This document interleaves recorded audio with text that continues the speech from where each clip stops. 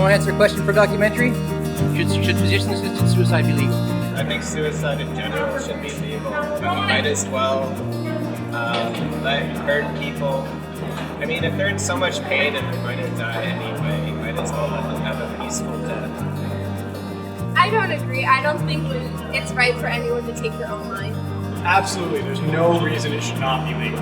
I see no reason why if someone wants to end their life because they're in pain or suffering from a terminal illness, they should be allowed to. It's no one else's business. Especially if it's done in a legal way in which the person is made to feel comfortable, like as much as possible. Thank you. No worries, buddy. Some people want to go, they want to go.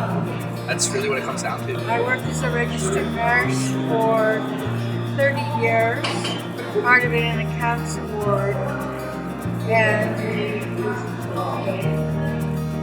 I could never kill someone. And as much as I put down my dogs to sleep when they're ill, I just could not do it for a human being. If I could leave the room, yes, I could approve of that.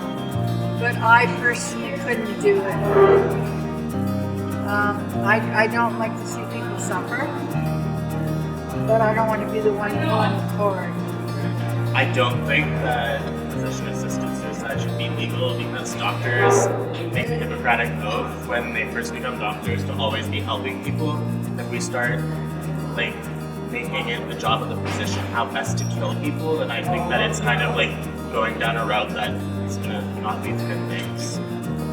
There should be some sort of committee or something that can decide whether or not the person is fit of mind, if they are actually able to decide without other factors influencing their decision, like I'm depressed, my life is terrible because of things that are happening outside of their medical condition, and that, or because of their medical condition, some things can make you more depressed depending on the chemicals releasing to your brain and things like that. And from that point forward, the physician should be able to decide on their own terms. They should not be required to abide by this. Yes, absolutely. It's a practical, if it's a practical case, that they should absolutely be able to assist patients, put them out of their suffering. No, of course not. Well, it's stupid in the first place to even bring. Why are you asking the question? It's just difficult to comprehend how a question like that can even be asked. I fully agree that a person should be entitled to that last right. If you have no chance of another tomorrow without pain or the ability to stand up and get out of your own bed and do those things you love, then I think you should be able to engage a physician's assistant so that it's done properly rather than painfully or wrong and having long-lasting repercussions from trying something that may fail. So I do think that at the end of the day, if you were in a position where you didn't want to live in this world anymore and you were at no means to continue life, that does become your choice. But I also believe that when you have somebody who is so going through so many mental and physical pain and that they're just not thinking about anything else, then it's not their choice, that suicide isn't a choice. And I unfortunately had a dad who did die of suicide, and I would love for him to still be around, but since he was in so much mental pain and they had to go, I know that he is in a better place now. So if that's what somebody honestly really does need to do, then it should be up to them, and that should be allowed, and that should be legal, and nobody should be stopping them from having that right. Absolutely. It's my body, it's my life, I'm mature, adult. I should decide when I want to live, when I want to die, not the government. Hello, I'm Doug Thomas from Secular Connexion Séculaire, and I'm here today to talk about completing life with dignity. And that, of course, involves primarily medically assisted suicide. Now, there are a number of different ways to assist people in dying. The first of these is passive euthanasia. In this situation, we simply withdraw artificial life support, including food and water sometimes, and let the person die. This action is based on a person's living will. Second kind is active euthanasia, non-voluntary euthanasia, if you like. And in this case, a decision is made without the consent of the person to administer a lethal injection. This is commonly known as mercy killing, and it's not really accepted in most cultures and is certainly illegal in all that I know of. The third kind of assistance in dying is voluntary euthanasia. Now this involves a competent person explicitly asking someone to administer a lethal drug. Now, this is a situation where the person is mentally competent but cannot physically perform the act themselves, or maybe a situation, if in futures we'll talk about, which could be the result of a living will. And finally, indirect euthanasia is a possibility.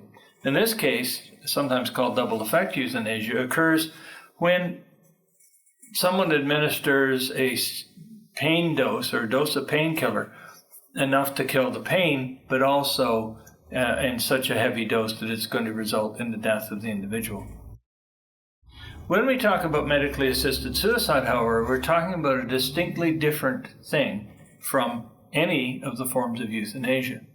We're talking about a sane person making a clear decision to complete life with dignity by committing suicide in a dignified way. The person is provided with the means to commit suicide, a prescription from a doctor, for example. And the person commits the final act of consuming the medication, and under the supervision of a qualified medical practitioner, nurse or doctor. Now in Canada, this is illegal. The law specifically states, Criminal Code, Section 241B, everyone who aids or abets a person to commit suicide, whether suicide occurs or not, is guilty of an indictable offense and is liable to imprisonment for a term not exceeding 14 years. It's a fairly serious law. It's a criminal law, so therefore it's in effect across Canada. Now, to summarize, suicide and assisted suicide in Canada have us kind of in an interesting paradoxical situation. Suicide is legal in Canada. Attending a suicide is legal in Canada. Assisting a suicide is illegal in Canada. This prompted Sue Rodriguez to observe, a person can be charged for assisting to do something that is legal. That is a paradox I do not understand. So where is assisted suicide legal? Well, in a number of jurisdictions it is legal, but for residents only. So for example, Belgium has had legalized euthanasia since 2002, but it's on request by a competent adult only. 2 doctors must be present, and a psychologist needs to be present if competency is in doubt. Luxembourg has had assisted legal suicide since 2009. The Netherlands has had voluntary euthanasia and physician-assisted suicide legal since 2002. However, they have not prosecuted assisted suicides since 1984. And again, they require 2 doctors plus a psychologist if competency is in doubt. In Germany, there's no law against assisted suicide, but doctors cannot prescribe the effective drugs. If they do so, they're subject to prosecution for homicide due to failure to render assistance to save life. In the United States, Oregon, since 1977, has had legally assisted suicide. Again, 2 doctors present, psychologist if competency is in doubt. Assisted suicide is also legal in Washington State, Montana, and Georgia. Now, in the case of Oregon and Washington State, the person must have been diagnosed as terminally ill with no prospect of living beyond 6 months.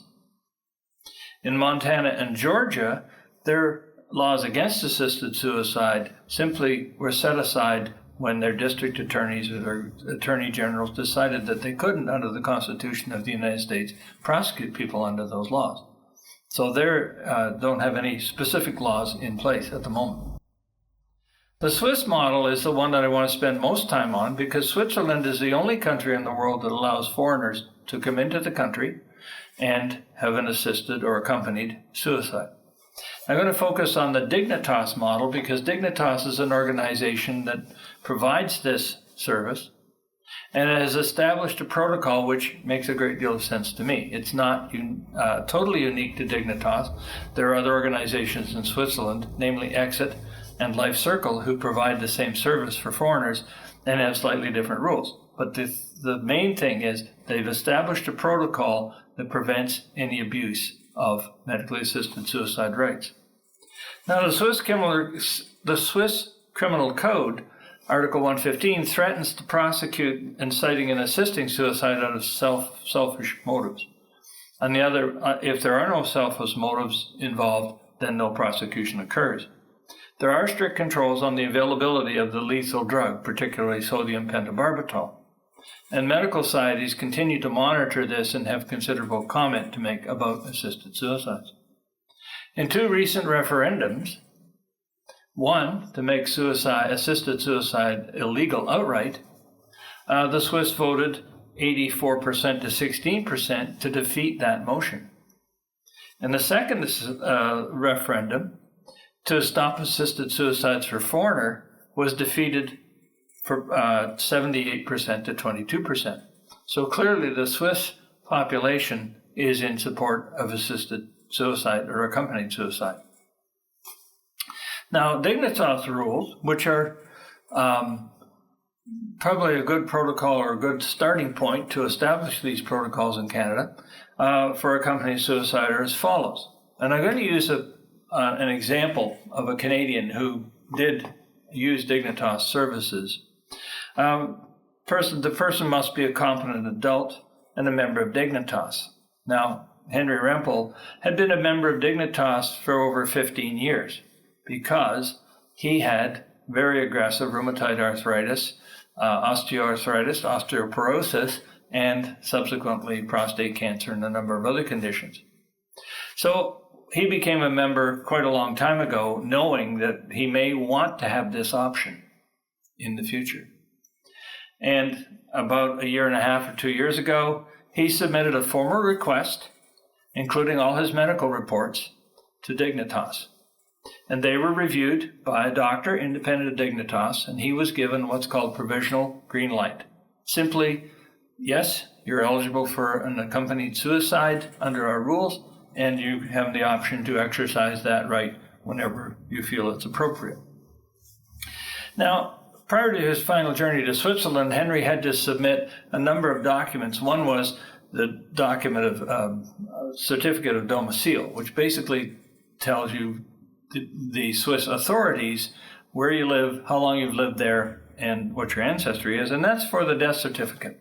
You also needed to submit a long-form birth certificate and any other documents that might pertain to his ability to make an independent decision on this matter.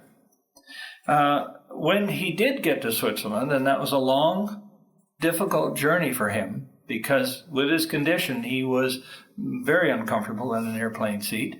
But when he got there, he had 2 visits from a doctor, and those visits, spaced apart, were to determine that he was still mentally competent and still wanted to complete his life through assisted dying. Then that doctor, having determined that, issued the prescription for the sodium pentobarbital. At the time of the suicide, which occurred at a specific time, Dignitas typically, by the way, in Switzerland, goes to people's homes.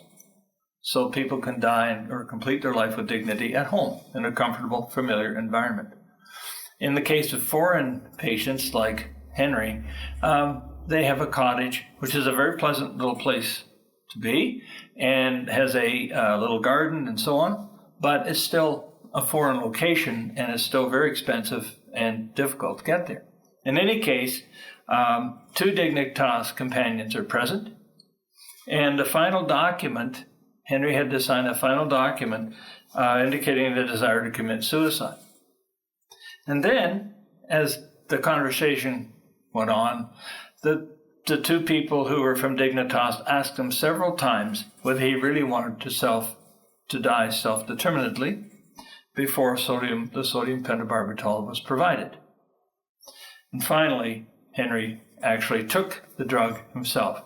He was able to consume the drug through drinking it through a straw, And of course, that resulted in him dozing off, as he had many times in his wheelchair because of his morphine medication. The difference being that his daughter was there, was able to hold his hand, put her arm around him, and as a result, Henry died very peacefully and completed his life with great dignity. The journey was the tough part. So why should we legalize medically assisted suicide or assisted dying in Canada? Well, first of all, each of us should have the freedom to complete our life with dignity in our own way. And it should be our definition of dignity, not a state definition, not a doctor's definition or a nurse's definition, but our definition.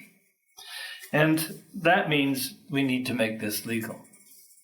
The freedom to die at home rather than in a foreign land would be valuable. Let's face it, we're all more comfortable in our own homes.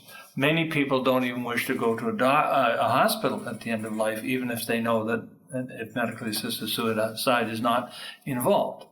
So that would make it possible to do that.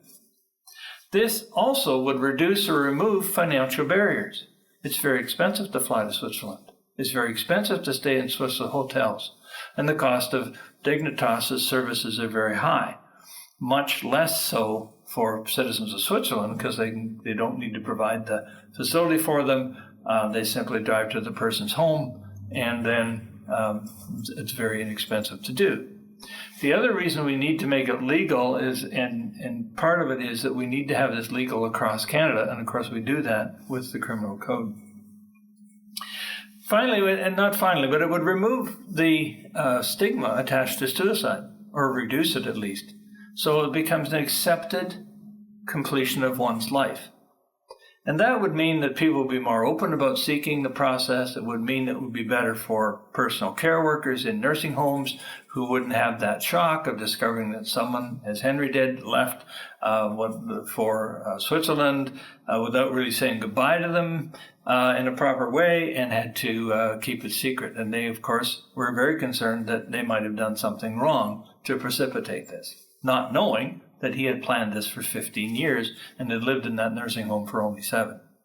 So this would reduce stress for the people around the person who wished to complete their life through medically assisted suicide, and it would reduce the stress for the people around them. The stress for family, the stress for friends, the stress for professional care workers. And it would also remove the need for amateur attempts. Amateur attempts at suicide are really a terrible consequence of the illegality of assisted suicide. First of all, because of the stigma, people who should have suicide counseling or suicide prevention counseling are reluctant to come forward because of the stigma attached. Secondly, when the means available to people for an assisted suicide are very limited, and none of them are as effective or as dignified as using sodium pentobarbital under proper supervision. About 80% fail, and this results in prolonged suffering rather than relieving of suffering. And finally, we need to have we need to clear the decks for prevention counseling. And by making medical suicide available, it puts it on a more even playing field. So what are we proposing? Well, we're suggesting that we need to legalize medically assisted suicide, or assisted dying if you prefer, and that law that should be put in place to replace our existing law should be proactive in implementing some of the protocols that, for example, Dignitas has. These are legitimate controls and so on. On the other hand, I think we need to avoid putting the requirement for terminal illness in place because someone like Henry would not have qualified. He didn't have a terminal illness. He was not diagnosed as being, going to die within 6 months. And yet his dignity day by day slipped away as he lost his ability to feed himself, as he lost the ability to go to the bathroom himself and spent his life in diapers, and often because of the underfunding of nursing homes, often found himself without the attention of a personal care worker when he needed them, and ended up lying in his own feces and urine on occasion. That's not dignified. And Henry quite rightly understood that because of the increasing levels of morphine that he was consuming because of pain management, he was likely to be nothing more than a shell in a wheelchair the next time his grandson visited, and he did not want that to happen. So it would also allow living will requests. And that means that the voluntary euthanasia that I talked about earlier on would be available to people who are not able to actually say, yes, I want to die at this moment, but in their living will had specified that they could do it. You can't write medically assisted suicide into your living will right now because you can't request an illegal act. It would also give doctors the freedom to decide whether or not they wish to support medically assisted suicides. Some doctors would wish to, other doctors may be ethically unable to do that. But they, like all the rest of us, should have the right to make a decision about that.